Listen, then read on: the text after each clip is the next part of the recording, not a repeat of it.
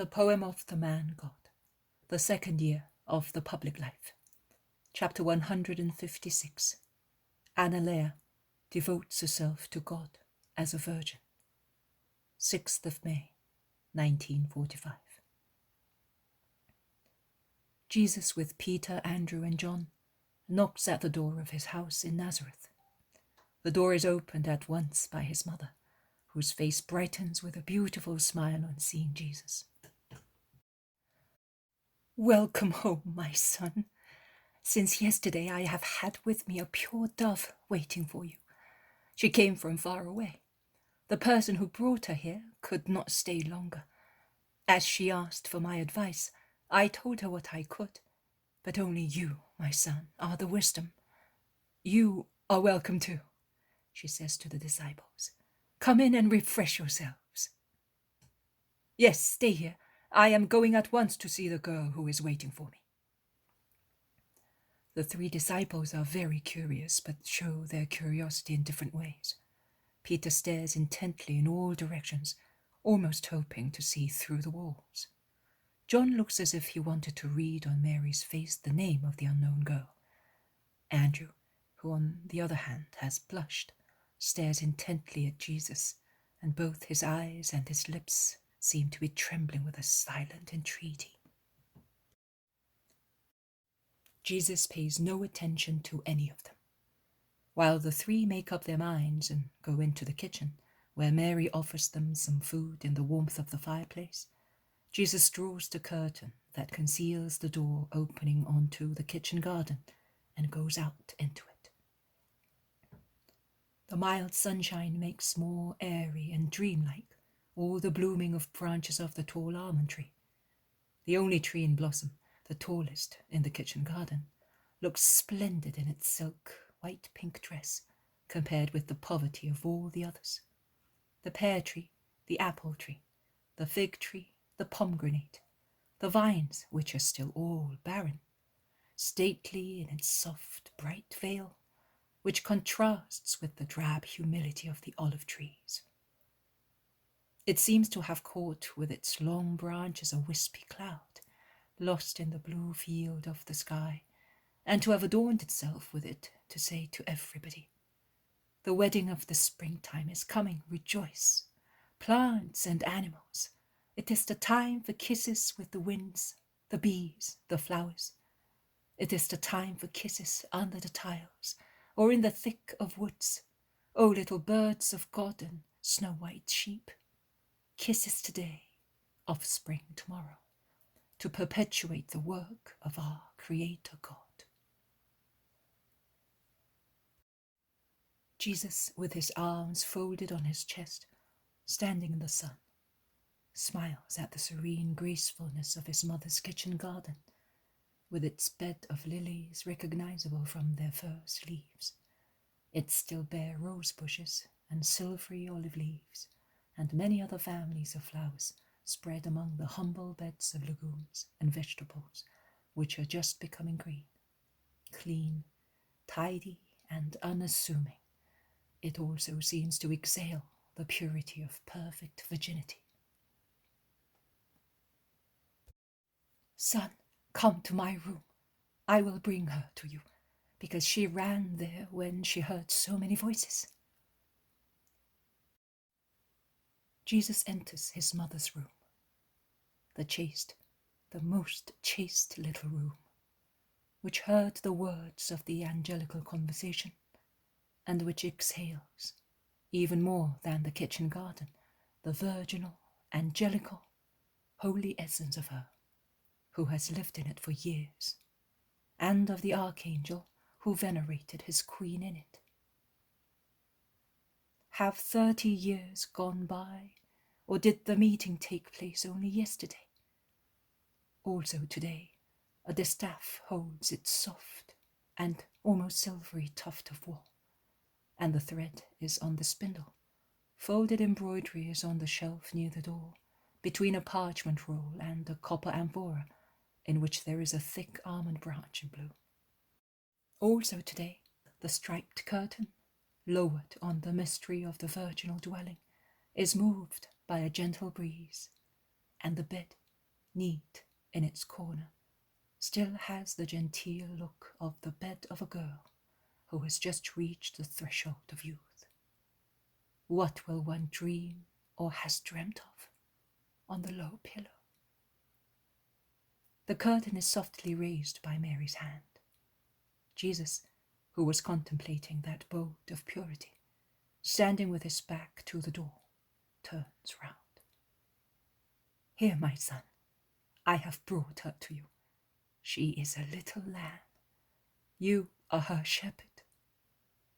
And Mary, who has come in holding by the hand a slender brunette young girl, who blushes vehemently when she appears in Jesus' presence, quietly withdraws, letting the curtain down. Peace to you, child. Peace, Lord. The girl, deeply moved, is speechless, but she kneels down and bows her head. Stand up. What do you want from me? Do not be afraid. I am not afraid, but now that I am in front of you, after longing so much, what seemed easy and necessary to tell, I cannot remember. It does not seem what it was.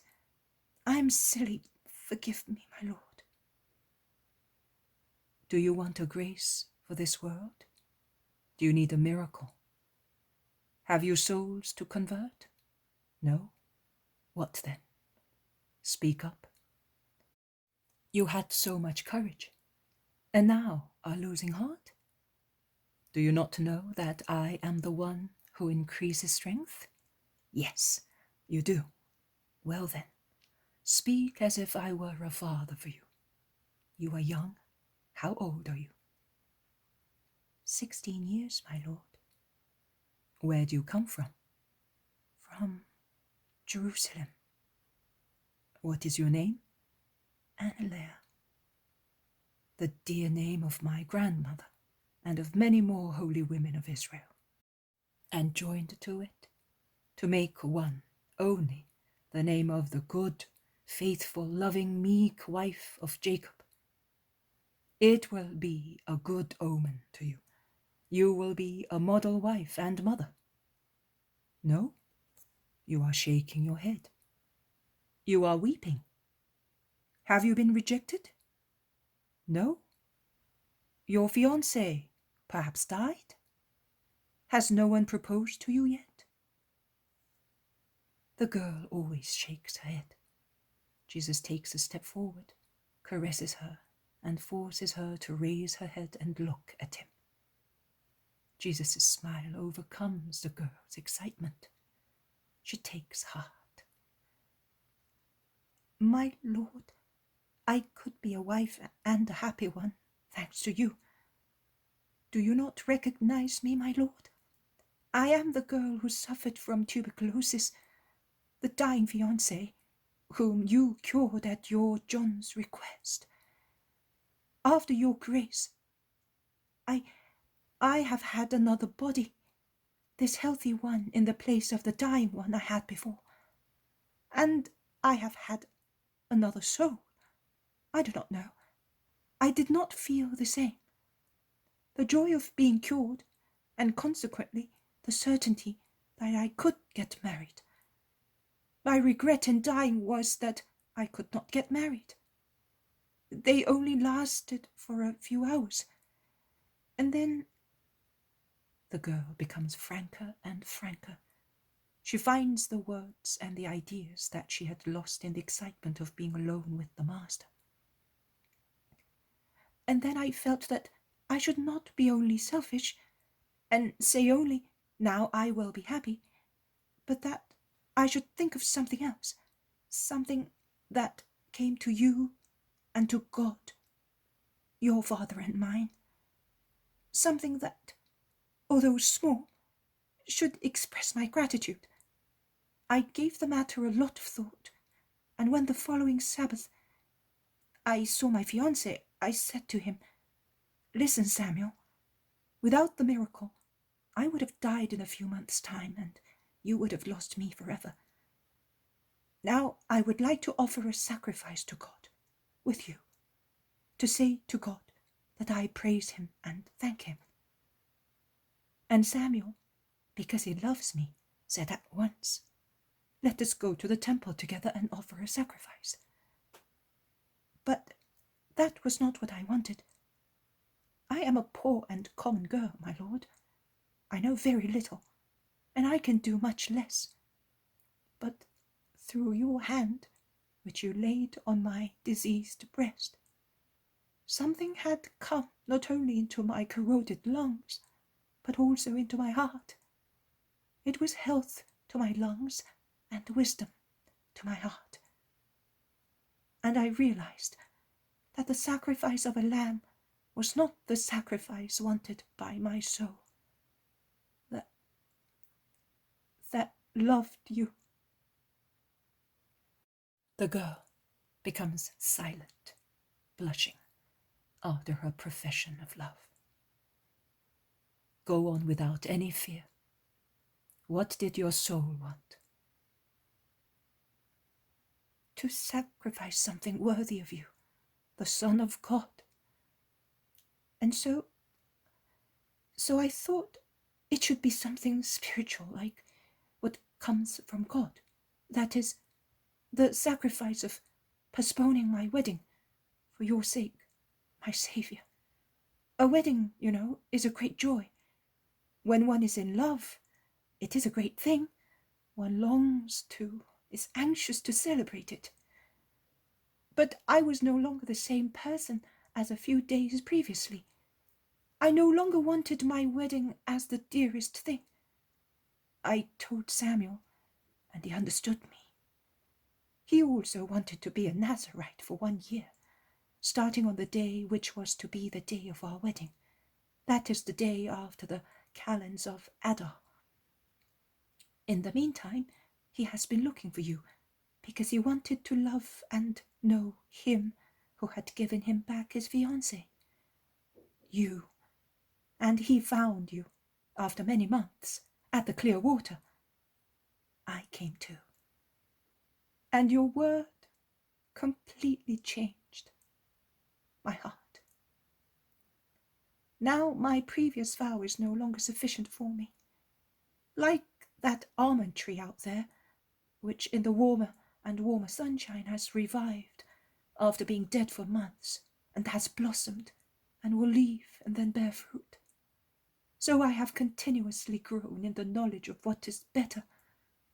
The last time, when I was already sure of myself and of what I wanted, I have pondered on the matter all these past months. The last time I went to the clear water, you were no longer there. They had driven you away. I wept and prayed so much that the Most High heard me and persuaded my mother to send me here with a relative who was going to Tiberias to speak to the courtiers of the Tetrarch. The steward told me that I would find you here. I found your mother, and her words, only listening to her and being beside her these 2 days, have completely matured the fruit of your grace. The girl has knelt down as if she were in front of an altar, her arms folded on her breast.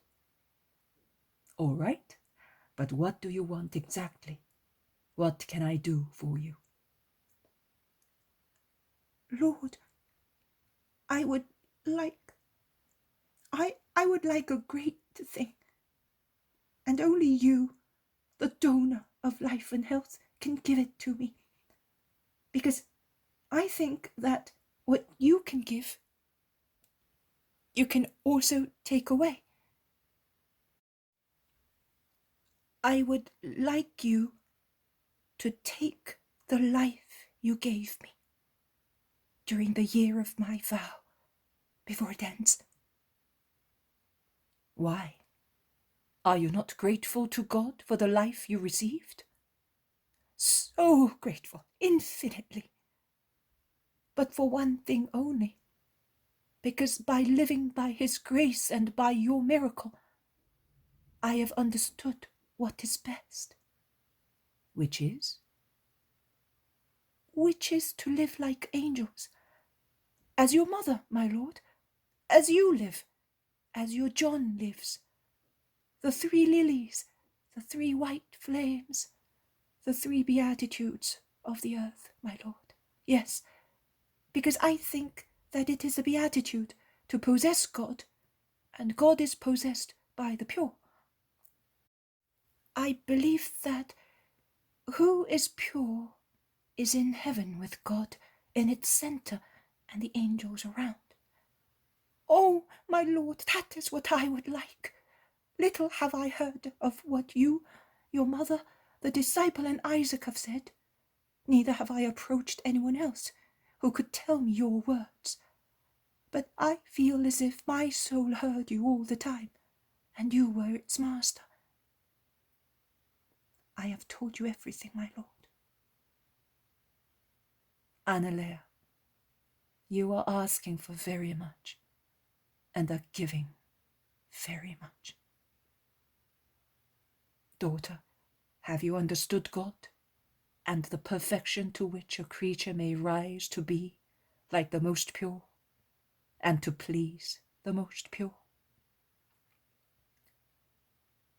Jesus has laid his hand on the sides of the head of the dark-haired girl who is kneeling in front of him, and speaks, bending over her. He who was born of a virgin, because he could but build his nest on a pile of lilies, is nauseated, my dear daughter, by the triple lechery of the world, and he would be crushed by so much nausea if his Father, who knows on what his Son lives, did not intervene with loving help to support my soul in anguish. The pure are my joy. You are giving me what the world takes from me through its unexhausted baseness. May the Father and you, dear girl, be blessed for that. Go happily. Something will intervene to make your vow an eternal one. Be one of the lilies scattered on the blood-stained ways of Christ. Oh, my lord, there is still one thing I would like. Which? Not to be present at your death. I could not see him die, who is my life. Jesus smiles kindly, and with his hand he wipes the tears streaming down her little dark face. Do not weep. Lilies are never in mourning. You shall smile with all the pearls of your angelical crown when you see the crowned king enter his kingdom. Go. May the Spirit of the Lord teach you while I'm away. I bless you with the fire of eternal love. Jesus looks out onto the kitchen garden and calls, Mother, here is a little daughter. She's all yours. She's now happy, but immerse her in your purity every time we go to the holy city, that she may become a snow of celestial petals spread on the throne of the Lamb. And Jesus goes back to his disciples while Mary caresses the girl and stays with her. Peter, Andrew, and John look at him inquisitively, and Jesus' bright face tells them that he is happy.